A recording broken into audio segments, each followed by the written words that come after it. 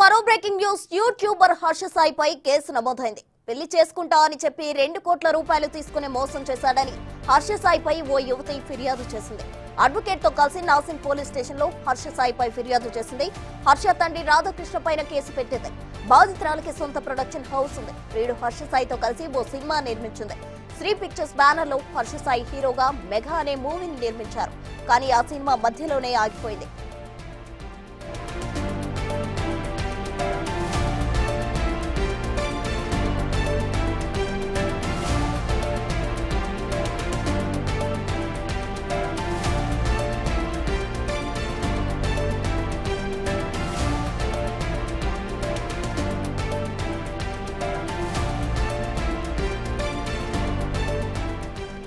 YouTuber Harsha సాయిపై కేసు నమోదైంది. పెళ్లి చేసుకుంటా అని చెప్పి ఓ యువత దగ్గర 2 కోట్ల రూపాయలు తీసుకుని మోసం చేశాడని హర్ష సాయిపై ఓ యువతి ఫిర్యాదు చేసింది. అడ్వకేట్ తో కలిసి నాసింగ్ పోలీస్ స్టేషన్ లో హర్ష సాయిపై ఫిర్యాదు చేసింది. అటు హర్ష తండ్రి రాధాకృష్ణ పైన కూడా కేసు పెట్టేది. బాధితురాలకి సొంత ప్రొడక్షన్ హౌస్ కూడా ఉంది. ప్రియుడు హర్ష సాయితో కలిసి ఓ సినిమా కూడా నిర్మించింది. శ్రీ పిక్చర్స్ బ్యానర్ లో హర్ష సాయి హీరోగా మెగా అనే మూవీని నిర్మించారు. కానీ ప్రజెంట్ ఆ సినిమా మధ్యలోనే ఆగిపోయింది. మేడం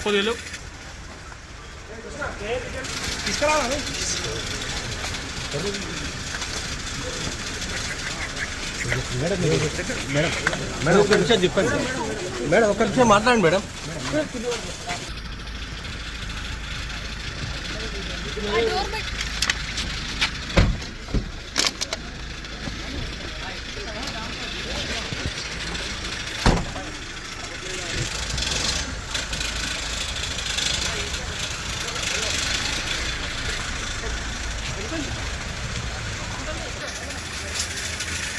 అన్న కొద్దిగా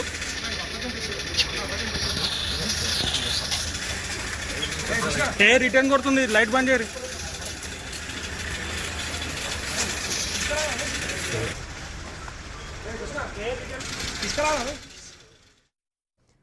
బ్రేకింగ్ న్యూస్ చూస్తున్నాం. యూట్యూబర్ హర్ష సాయిపై కేసు నమోదైంది. పెళ్లి చేసుకుంటా అని చెప్పి 2 కోట్ల రూపాయలు తీసుకుని మోసం చేశాడని హర్ష సాయిపై ఓ యువతి ఫిర్యాదు చేసింది. అడ్వకేట్ తో కలిసి నాసింగ్ పోలీస్ స్టేషన్ లో హర్ష సాయిపై ఫిర్యాదు చేసింది ఆ యువతి.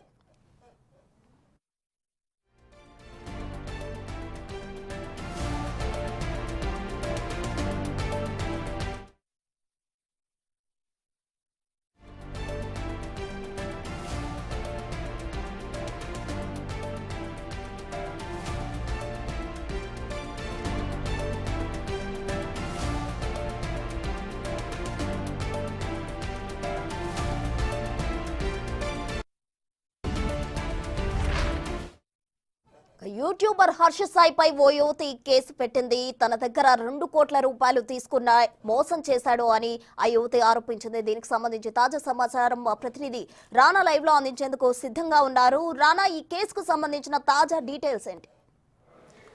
సో విక్టిము అలాగే హర్ష సాయి ఇద్దరు కలుపుకుని ఒక సినిమాను కూడా నిర్మించారు.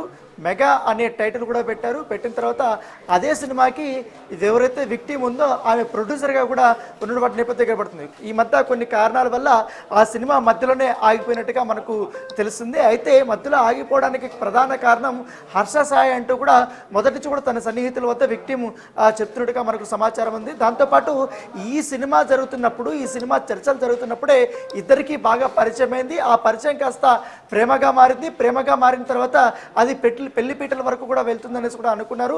ఏకంగా ఇద్దరు పేరెంట్స్ కూడా ఒప్పుకున్నట్టుగా విక్టిమ్ ఇవాళ స్టేట్మెంట్ ఇచ్చినటువంటి పరిస్థితి కనపడుతుంది. హర్ష సాయి గురించి మనం ప్రత్యేకంగా చెప్పాల్సిన అవసరం లేదు. యూట్యూబ్లో ఒక సెన్సేషన్గా ఉన్నారు. ఎందుకంటే గతంలో 4-5 సంవత్సరాల నుంచి కూడా మనం చూస్తున్నాం ఎక్కువగా పేదవాళ్ళని టార్గెట్ చేసుకుని వాళ్ళకి కావాల్సినటువంటి నీడి అంతా వస్తువులు కానీ, డబ్బులు కానీ, లేకపోతే వాళ్ళకి ఏమన్నా షాప్స్ పెట్టడం కానీ, లేకపోతే ఇంకేమన్నా కొనించడం, ఇవన్నీ కూడా వ్యవహారాలన్నీ కూడా చేస్తూ ఉండేటాడు. ఎప్పుడైతే డబ్బులు ఇవ్వడం స్టార్ట్ చేశాడో ఆ వీడియోస్ అనేది చాలా పాపులర్ అయినటువంటి నేపథ్యం కాబట్టి ఏకంగా తెలుగుతో పాటు తమిళ్, హిందీలో కూడా హర్ష సాయి పేరు అనేది ఒక బ్రాండ్గా మారిపోయినటువంటి నేపథ్యం కాబట్టి గత 2 నెలల నుంచి కూడా మనం చూస్తున్నాం హర్ష సాయి మీద అనేక ఆరోపణలు కూడా వచ్చాయి. ఎందుకంటే ఈ బెట్టింగ్ యాప్, ఆన్లైన్ బెట్టింగ్ యాప్ని ప్రమోట్ చేస్తున్నాడు, దానివల్ల 100 కోట్ల రూపాయలు కూడా సంపాదిస్తున్నాడంటూ కూడా ఒక ఎన్ఆర్ఐ ఏకంగా రవి అనే వ్యక్తి అతని పైన అనేక రకాల కూడా ఆరోపణలు చేశారు. ఆ వివాదం దాదాపు 2 నెలల పాటు కూడా నడిచినటువంటి సందర్భం కనపడుతుంది. ఇప్పుడు ఏకంగా హర్ష సాయి పైన ఒక రేప్ కేసు, అలాగే మోసం చేశాడు, పెళ్లి చేసుకుంటానని మోసం చేశాడని కూడా ఇవాళ బిగ్ బాస్ ఓటీటీ కంటెస్టెంట్గా ఉన్నటువంటి ఒక విక్టిమ్ ఇవాళ నాసిక్ పోలీసుల్ని కలిసినటువంటి నేపథ్యం ఏర్పడుతుంది. నాసిక్ పోలీస్ స్టేషన్లో ఎఫ్ఐఆర్ నమోదు చేశారు. దాదాపు 4 సెక్షన్స్ కింద ఇప్పటికే ఇటు హర్ష సాయి మీద కేసు నమోదు చేసినటువంటి నేపథ్యం అయితే కనపడుతుంది. ముఖ్యంగా ఆ సెక్షన్స్ కూడా చాలా కఠినంగానే ఉన్నటువంటి పరిస్థితి కనపడుతుంది.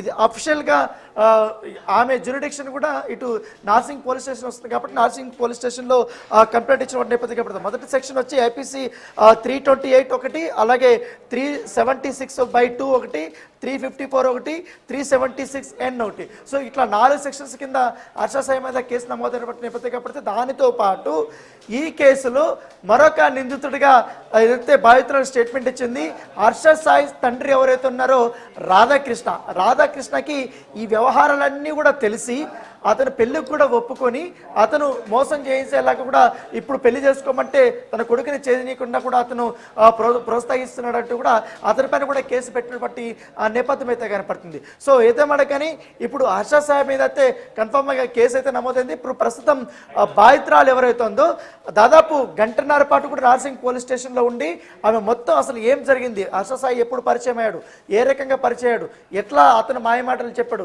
ఏ విధంగా తను లంగ తీసుకున్నాడు, ఏ రకంగా తనని శారీరకంగా వాడుకున్నాడు, పెళ్లి పేరుతో ఏ రకంగా మోసం చేశాడు, ఇప్పుడు ఏ విధంగా తను మొహం చాటేశాడు, తనకు సంబంధించిన కాల్స్ కానీ రికార్డింగ్స్ కానీ ఫొటోస్ కానీ అవన్నీ కూడా, అలాగే ఇరు ఫ్యామిలీస్తో దిగినటువంటి ఫొటోస్ కానీ అవన్నీ కూడా పోలీసుల వద్ద సబ్మిట్ చేసినట్టుగా మనకు సమాచారం అవుతుంది. ప్రస్తుతం అయితే బాధితురాల్ని నార్సింగ్ పోలీస్ స్టేషన్ నుంచి గోల్కొండ ఏరియా హాస్పిటల్లో మెడికల్ టెస్టుల కోసం బాధితురాల్ని తీసుకెళ్లినటువంటి నేపథ్యం కనబడుతుంది. సో బాధితురాలు కూడా చిన్న వ్యక్తి ఏమి కాదు, ఆమె కూడా బిగ్ బాస్ ఓటీటీలో ఆమె చేసింది, పైగా ఆమె కూడా పాపులర్ అయింది. తర్వాత తను సంపాదించినటువంటి డబ్బులతో ఖచ్చితంగా కూడా ఒక సినిమా నిర్మించాలి హర్ష సాయితో అనుకునే ఉద్దేశంతో వీళ్ళిద్దరు కూడా కొలాబరేట్ అయ్యి ఒక మెగా అనే సినిమాను కూడా వాళ్ళు స్టార్ట్ చేసినటువంటి నేపథ్యం కనబడుతుంది. ఏకంగా ఆ సినిమా స్టార్ట్ అయింది, తర్వాత ట్రైలర్ రిలీజ్ అయ్యారు. ట్రైలర్ రిలీజ్ రోజు కూడా ఇద్దరు మాట్లాడారు, అట్లా హర్ష సాయి మాట్లాడారు, అట్లయితే విక్టిమ్ కూడా మాట్లాడినటువంటి నేపథ్యం అయితే కనపడుతుంది. ఇప్పుడు అఫిషియల్గా ప్రేమ పెళ్లి పేరుతో నన్ను మోసం చేశాడు, శారీరకంగా వాడుకున్నారంటూ కూడా ఆ రేప్ కేసు హర్ష సాయి మీద పెట్టినటువంటి నేపథ్యం అయితే కనపడితే ప్రస్తుతం పోలీసులు కేసు నమోదు చేసుకున్నారు. దర్యాప్తు కోసం ఇప్పటికే ఆమెకు మెడికల్ టెస్ట్లు అవన్నీ చేసిన తర్వాత రేపు హర్ష సాయిని అదుపులోకి తీసుకునే అవకాశం ఉన్నట్టుగా మనకు సమాచారం అవుతుంది. హర్ష సాయి ఫోన్ అయితే ఇప్పటికే స్విచ్ ఆఫ్ అయినట్టుగా మనకు తెలుస్తుంది. ఎందుకంటే నార్సింగ్ పోలీసులు ఈ కేసును చాలా ఛాలెంజింగ్గా తీసుకున్నారు, అనేక కోణాల్లో కూడా విచారించాలన్న ఉద్దేశంతో కూడా పోలీసులు ఉన్నట్టుగా మనకు సమాచారం అవుతుంది. ఎందుకంటే ఇటు బాధితురాలు కొన్ని కీలకమైనటువంటి ఎవిడెన్స్లు సబ్మిట్ చేసినటువంటి నేపథ్యంలో ఆ ఎవిడెన్స్ల ప్రకారంగా హర్ష సాయిని ఇప్పుడు అరెస్ట్ చేసే అవకాశాలు ఉన్నట్టుగా మనకు సమాచారం ఉంది. రేప్ కేసు కాబట్టి ఆటోమేటిక్గా అతన్ని అరెస్ట్ చేసి రిమాండ్కి తరలించే వ్యవహారాలు ఎక్కువగా ఉన్నాయి. దానితో పాటు తను బెదిరించినట్టుగా తనపైన దాడి చేశాడు, తన అసభ్య రీతిలో తిట్టాడు, కొట్టాడు అనేది కూడా బాధితురాలు తన స్టేట్మెంట్లో పేర్కొన్నట్టుగా మనకు సమాచారం అవుతుంది. సో ఇటీవల కాలంలో చూస్తున్నాం హర్ష సాయికి సంబంధించిన విషయంలో మొత్తం ఆల్మోస్ట్ సోషల్ మీడియాలో ఒక సెన్సేషన్గా కూడా నిలిచాడు.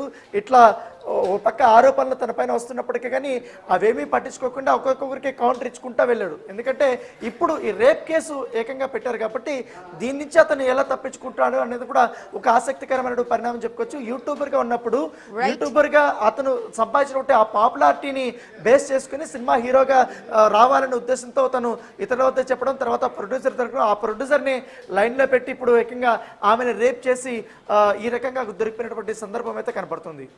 రైట్ అన్న, థ్యాంక్ యూ.